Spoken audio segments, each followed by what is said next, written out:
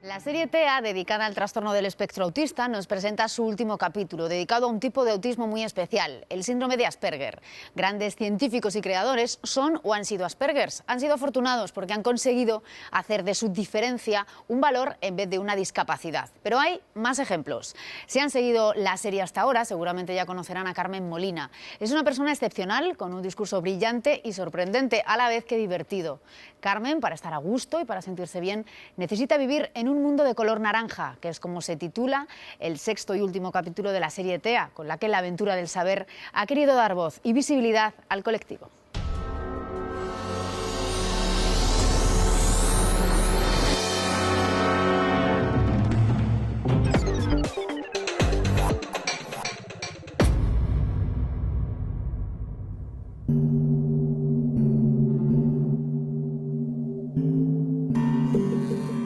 Dentro del amplio espectro que abarca el autismo, hay un segmento de personas que sufren el trastorno que, al contrario de lo que suele suceder con otros sectores del autismo, no tienen discapacidad intelectual significativa ni torpezas lingüísticas.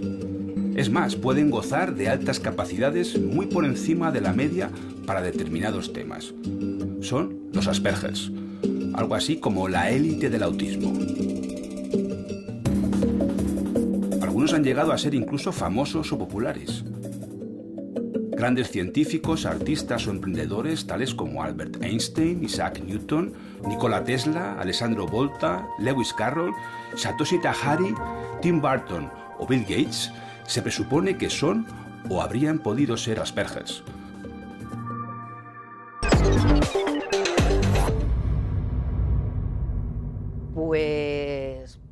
Pues yo soy Carmen Molina y soy una persona, yo creo que una más de las millones que hay en el mundo, que tengo, bueno, pues una singularidad, ¿no? Es que tengo un trastorno del espectro del autismo, que se conoce más frecuentemente como síndrome de Asperger, y que, bueno, pues de alguna manera ha marcado pues mi vida para bien y para mal. Soy Isabel y bueno, soy madre de un niño diagnosticado en principio con características compatibles con el síndrome de Asperger.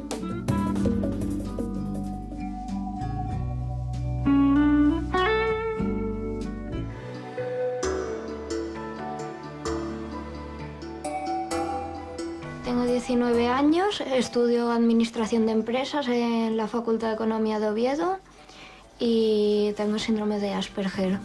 El autismo se ha identificado con personas que tienen una discapacidad intelectual significativa, que no hablan, que no tienen apenas ningunos recursos comunicativos, etc. La investigación que nos ha dicho que el autismo es muy amplio y que las personas con síndrome de Asperger están dentro de los trastornos del espectro del autismo, porque las características diferenciales, que son la discapacidad intelectual y el nivel de desarrollo del lenguaje, no serían características nucleares de los TEA, serían factores asociados.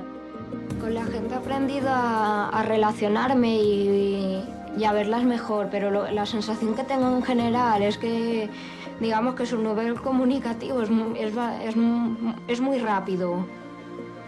Y entonces no siempre me da tiempo de captar lo que otras personas están hablando. Lo mismo, están hablando de un tema de conversación, cambian rápidamente a otro y yo pierdo el hilo. El Asperger no deja de ser un tipo de autismo. Entonces, ¿qué diferencias tiene con el autismo clásico, digamos? Pues bueno, las personas con síndrome de Asperger también pueden llegar a tener afectado el lenguaje, pueden tener un lenguaje muy formal, pero sobre todo es en el área no verbal del lenguaje en lo que pueden tener afectación. Pues tienen dificultades para entender los dobles sentidos, las bromas, las ironías, los chistes. Estos son características generales, pero cada persona es un mundo.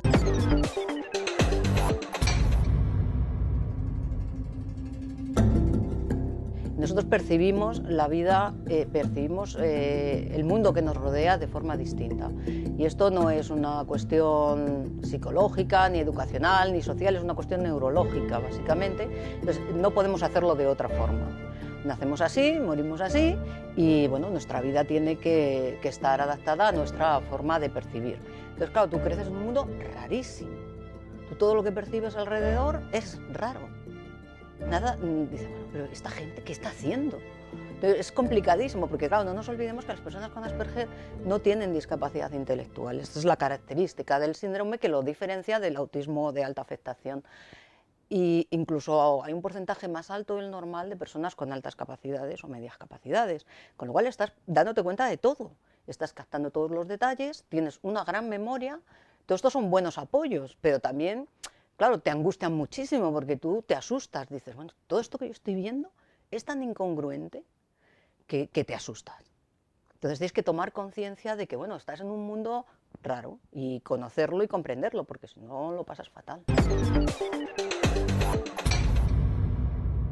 Aprendí a hablar muy temprano y a leer sola, con 3 años más o menos ya sabía leer. Con 4 o 5 años sabía hacer ganchillo, que me enseñó mi abuela, sabía escribir, sabía un montón de cosas, casi antes de ir al colegio. De repente dije que no hablaba más, que la gente era tonta y que para qué iba a hablar con ellos. Entonces tú ahora mismo le preguntas a mi madre y dice, ¿yo qué hacía de pequeña? Y mi madre siempre dice, ¡ah! Porque solo gruñía. Estuve un tiempo que gruñía a la gente. Sabía perfectamente comunicarme, pero no quería. Entonces pasaba la mayor parte del tiempo en el armario del pasillo de mi casa. O sea, imaginaos, pues los padres, estamos hablando de finales de los 60, no existía, no se sabía nada del autismo, por supuesto del Asperger en España, nada, y mis padres pues, me llevaron a un psiquiatra. Yo estuve 2 años en Psiquiatría de La Paz, en un hospital de día, yendo todos los días. Y al final pues le dijeron a mis padres, pues, esta es autista pero lista, la dejáis que ya irá creciendo.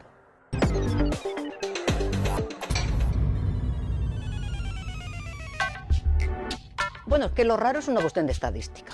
Si la mayoría de las personas fueran como yo, seríais raros vosotros. Como es lógico, si tú percibes de una determinada manera, comunicas también de una determinada manera. ¿Cuáles son los problemas? Pues básicamente los problemas es que somos minoría dentro de una sociedad en la cual la relación social, las relaciones sociales son muy valoradas y tienen un nivel muy alto. Sobre todo se suelen caracterizar por tener cierta inflexibilidad mental.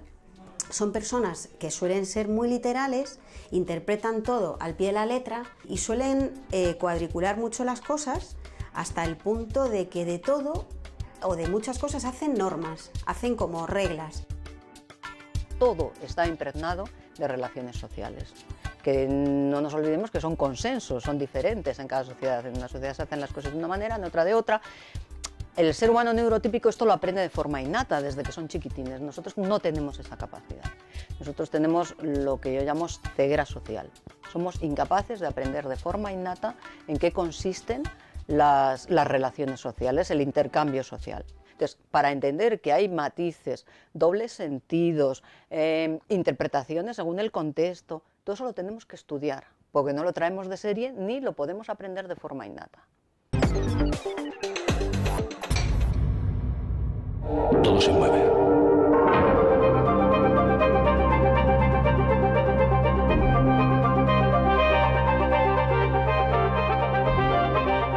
La hipersensibilidad visual a lo que te lleva es a recibir un montón de estímulos muy rápidamente y tú esos estímulos te saturan el cerebro y te provocan ansiedad. Entonces eso lo tienes que corregir. Pues para mí la manera de organizar eso es que tengan los menores cambios de colores posible. Mi vida está rodeada de libros, siempre lo ha estado. Entonces los libros tienen portadas. Y las portadas son de colores porque quedan más bonitas y tal y cual. Pero yo no puedo tener los libros ordenados o puestos así tal cual. ¿Por qué? Porque los estoy viendo todo el rato. Y todo el rato estoy viendo rojo, amarillo, verde, azul. Y me pongo muy nerviosa. Entonces los coloco, como veis por aquí, por colores. Están los azules, están los rojos. ¿Por qué? Porque yo solo recibo un input total. Entonces, recibir un azul así de grande es mucho más cómodo para el cerebro, para mi cerebro, que recibir azul, amarillo, verde, rojo, no sé. Y estás sentado y dices, madre mía, pero ¿esto qué es? O sea, y lo recibes instintivamente y te llega a doler la cabeza. Si yo, por ejemplo, te preguntara a ti dónde estamos, tú dirías, pues en tu salón de tu casa, ¿no? Bien. Si yo entro aquí por primera vez, yo lo que veo es como si estuviera mirando por este tubo. Entonces yo entro, miro, veo por ahí, digo, libros, fotos, una tele. Tú primero ves. Entras y ves el espacio y dices, estoy en un salón. Yo no. Mi cerebro capta fragmentos. Comparado, para que vosotros lo podáis entender, es como si miraras por un tubo. Tú miras por un tubo y no ves el global, ves una cosa. Luego ves por aquí y dices, veo otra cosa. Sumo todas las cosas y llego a la conclusión de que si hay libros, hay un sofá, hay una tele, debo estar en un salón. Y es porque mi cerebro lo que percibe es el detalle. Esto es buenísimo para muchas cosas. Por ejemplo, las personas con Asperger son grandes testadores de programas informáticos. Tú ves una cantidad de pequeñas cosas entre las que vosotros veis la globalidad. Sin embargo, nosotros tenemos la capacidad de, entre una globalidad, encontrar el detalle que es diferente, el pequeño detalle que es diferente. Amaya tiene diagnosticado un autismo leve y desde hace año y medio trabaja como consultora informática. Yo aquí estoy contenta, no pensé que iba a poder vivir sola en un piso, lo cual lo he conseguido y para mí es un logro enorme. Una nueva vida que ha sido posible gracias a esta empresa de Sant Cugat en Barcelona que forma y da trabajo a personas con autismo de alto rendimiento. Tiene una gran capacidad de concentración, de tenacidad, muchas competencias visuales y eso los hace especialmente adecuados y con un gran rendimiento para tareas masivas de tratamiento de datos o de pruebas de software.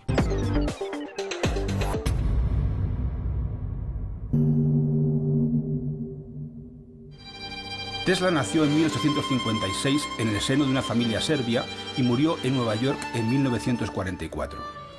Tesla fue el paradigma de científico loco y visionario, muy adelantado a su tiempo, que vivió enfrascado con pasión en sus investigaciones, ajeno a la comercialización y amortización de su talento. Tesla tenía una memoria portentosa y una capacidad casi sobrenatural para poder imaginar con precisión milimétrica cualquier aparato o artilugio en su cabeza, sin necesidad de describirlo por escrito o dibujarlo. Ello se debía a una extraña enfermedad parecida a la sinestesia que padeció en su infancia. La sinestesia es una confusión, por decirlo de alguna manera, de los sentidos. Todos los seres humanos nacen con todos los sentidos mezclados. Y es a partir del cuarto mes que el cerebro va segregando el oído por un lado, la vista por otro, no sé qué. Bueno, pues hay un porcentaje muy pequeño de personas que eso no se produce. Todos nacemos con una hiperconectividad entre las distintas áreas cerebrales. Posteriormente, con el crecimiento, estas conexiones se van cortando para que las áreas se vayan independizando y especializando en el procesamiento de aspectos concretos.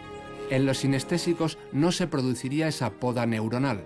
Se producen conexiones entre áreas cerebrales que no se dan en el resto de las personas.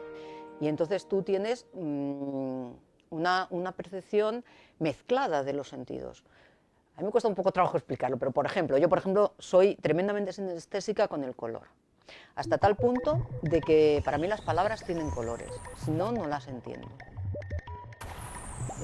Las personas tienen colores.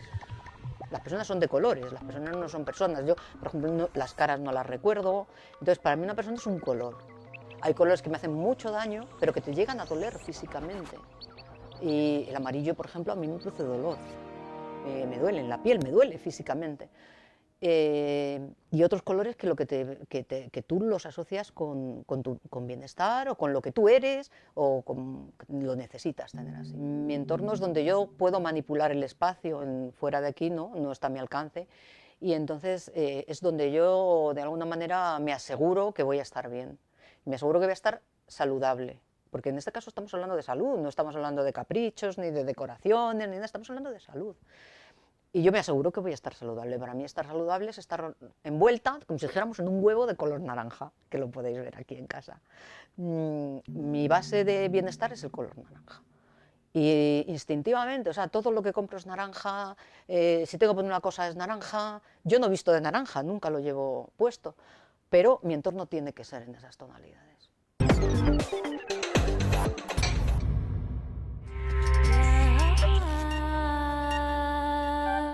Siempre han existido los autistas excepcionales, pero hasta el siglo XVIII no se documentaron de manera científica. La clave para entender estos cerebros superdotados reside en una memoria enorme que no discrimina entre lo importante y lo que no lo es, que almacena lo que percibe por alguno de sus sentidos en una enorme biblioteca mental de acceso directo. Es uno de Stephen Hawking que se llama El origen del universo. y bueno, va sobre el acelerador de partículas y te explica muy bien las cosas del cosmos, el Big Bang y cosas así. Parece al principio muy difícil de entender, pero es para todo tipo de público. Es fácil. Mi hijo, por ejemplo, empezó a leer muy pronto y empezó a leer solo. Él lo que siempre ha tenido es mucha memoria, muy buena memoria. Los trenes, por ejemplo, pues se fija mucho en los detalles, los transportes. Yo qué sé, pues yo le cuento, pues he cogido tal tren, y era antiguo o era moderno, y tenía las luces abajo o las luces arriba, y el autobús, por ejemplo, y tenía la luz clara o la luz oscura. Claro, yo en esas cosas no me fijo. Y yo le digo, Daniel, yo no me fijo en esas cosas, pero él, pues se fija en todo tipo de detalles. Una ventaja nuestra es que todo lo racionalizamos. Entonces, al quitarle el componente emocional, en el momento que tú a un hecho le quitas el componente emocional, te permite analizarlo desde fuera y analizarlo de forma racional y de forma objetiva. Y esto sirve como escalón para la superación. Nunca se le debe quitar a una persona con Asperger su componente racional. Porque en las emociones nos movemos muy mal, no las entendemos, todo es difuso, es abstracto. Sin embargo, en lo que tenemos controlado y en lo que somos buenos es en el pensamiento racional. Y se da el caso de que ha habido algunos pensadores muy originales que eran autistas. Por ejemplo, matemáticos, que presentaban tal pensamiento abstracto que realmente parecía que necesitaran ese tipo de aislamiento del mundo social para poder desarrollar sus pensamientos. Una de las reflexiones que hay que hacer cuando buscas la inclusión en una persona con Asperger. Ponla en su medio, en el medio en donde esa persona va a hacer lo que sea por seguir allí. Yo creo que se trabaja más en romper ese foco, en hacer a la gente multidisciplinar, que no va a poder serlo, con lo cual estás creando fracasados, que en decir, oye, esta persona lo que sabe y lo que le gusta hacer y lo que va a ser un genio es en esto, pues déjalo, focalízalo y llévalo ahí.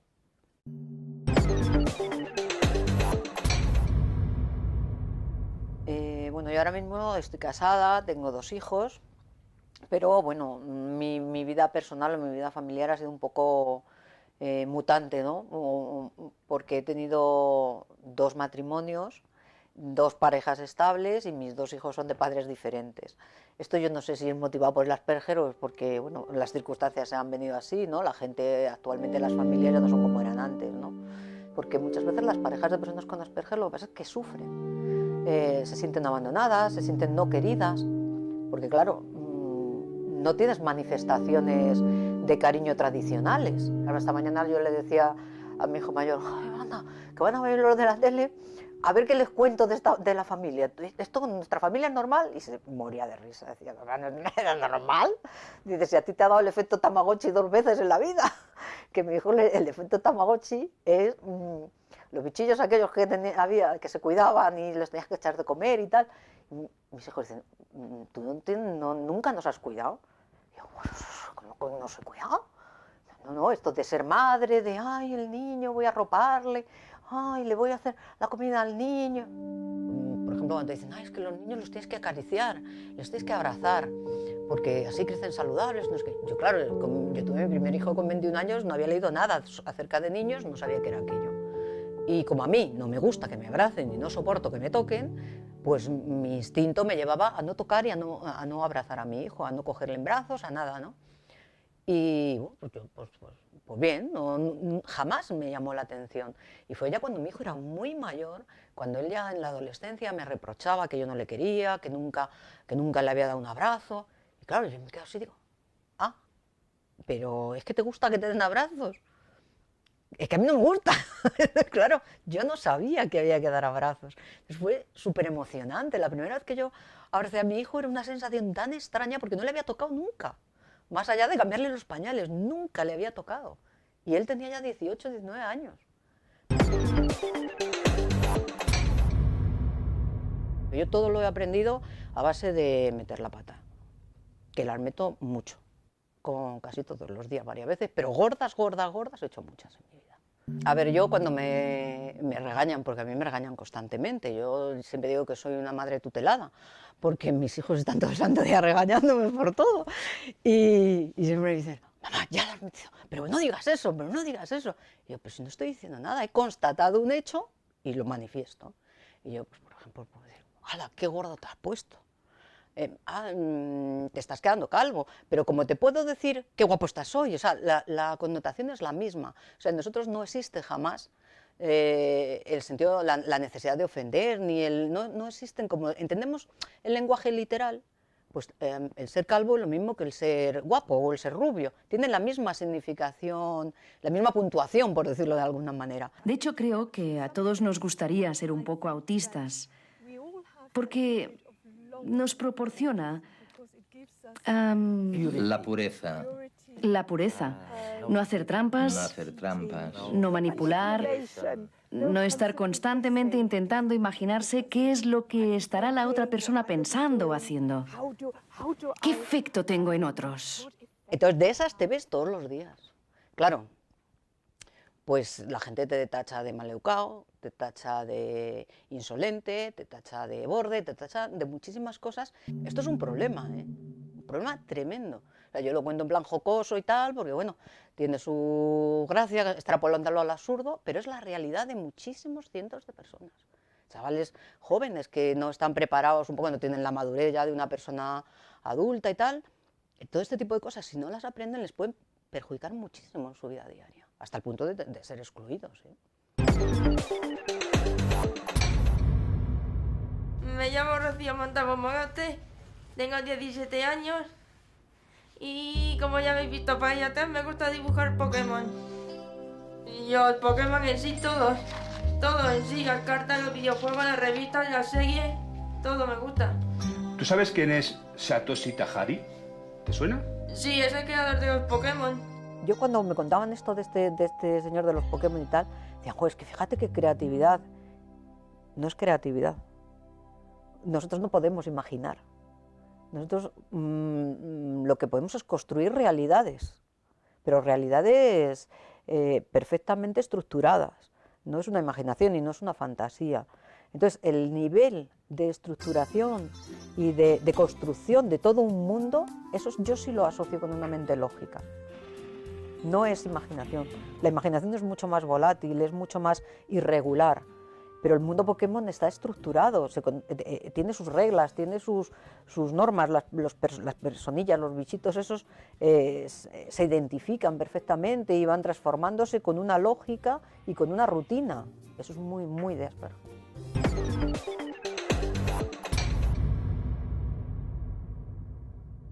Sí, mira, yo trabajo en un sitio donde esto de la ropa es una cosa rarísima. Bueno, rarísima. Todo el mundo va vestido de una determinada manera de lunes a viernes. Si tú no vas vestido de esa manera, no solo es que llames la atención, es que estás excluido del grupo y se te perjudica laboralmente. O sea, la gente que no sigue el estándar no asciende. Da igual lo que seas. Eso es una máxima. Llega un viernes, oye, todo el mundo va, que parece que se van de campo. Pero yo al principio decía, pues no acierto, porque yo igual me presento un día con las botas de montaña, que otro día me da por ponerme unos zapatos y tal, hasta que me dijeron, oye, no puedes venir así, porque claro, si tienes que ir a una reunión, ¿cómo vas a ir con unas botas a la reunión? Y yo decía, pues oye, pues esto no se pone para andar, pues yo ando, pero ¿dónde está el problema? Si a ti te dicen, oye, mira, tú es que tienes que ir con, yo qué sé, con un sombrero verde por la calle todos los días, y tú dices, bueno, esto es una bobada, yo cómo voy a ir con un sombrero verde, y no irías, por mucho que te quisieran convencer. Pues para mí la sensación que tú tendrías al tener eso es la que yo tengo cuando me dicen, oye, que te tiene que poner un traje de oficinista. Y yo, no, pues, vale. Me pica, no lo soporto, me molesta, me lo quiero quitar. No estoy cómoda y al no estar cómoda no estoy bien, me siento ridícula. Es lo mismo.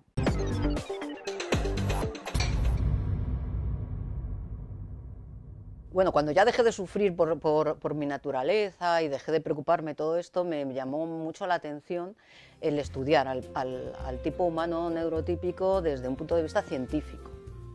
Entonces, bueno, pues yo empecé a estudiar sus comportamientos, a tomar notas, hice un trabajo de campo qué se hace en los transportes públicos, qué hacen cuando están comprando, qué hacen cuando van al colegio, desde un punto de vista externo. Claro, yo no soy como ellos, entonces me es fácil, es como si un antropólogo se va a estudiar una tribu de África. Estoy estudiando humanidades, pues hay una asignatura que es antropología y allí el trabajo del fin de la asignatura ha sido ese, precisamente, un estudio antropológico del ser humano neurotípico en el entorno laboral. Y bueno, pues yo he llegado a una conclusión básica, que los raros sois vosotros.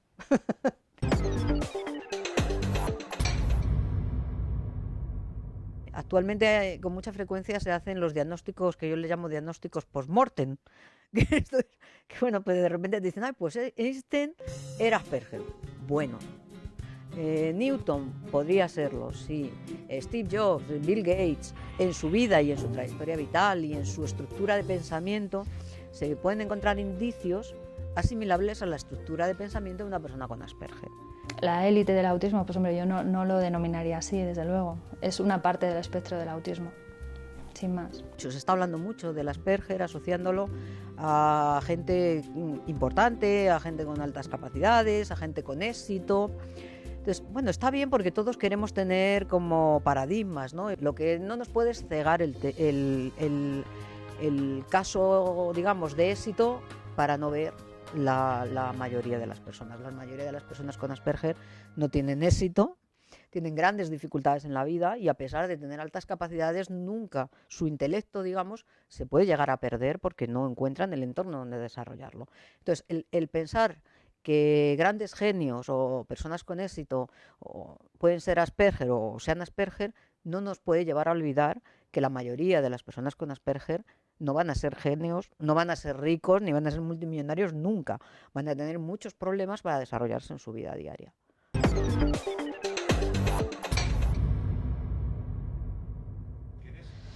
Bueno, este es Boston, uno de los habitantes de la casa, de la familia.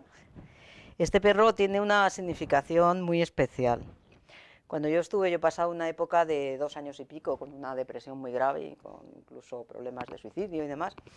Y bueno, yo lo digo, yo digo que este perro a mí me salvó la vida. Yo estaba muy mal y no hacía nada, no hablaba, no salía de la habitación. Y bueno, pues por circunstancias el cachorro este llegó a casa.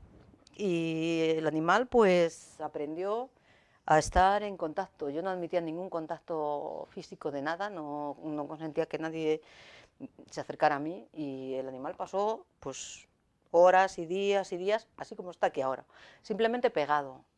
Entonces el contacto físico, él estaba siempre quieto, no decía nada, no pedía nada, no hacía nada, pero estaba ahí. Entonces a mí él me devolvió un poco a la vida, simplemente el saber que había un animal que cada vez que yo estaba, él estaba conmigo, que había bueno, iba a decir una persona, un ser, ¿no? Que el único objetivo que tenía en la vida era que yo estar a mi lado. Y yo dije, joder, yo no me puedo morir, yo no puedo dejar de vivir porque por lo menos este me necesita, ¿no? Hijo mío, ¿qué pasa? Que me salvó la vida. Y eso, bueno, pues se lo agradeceré siempre.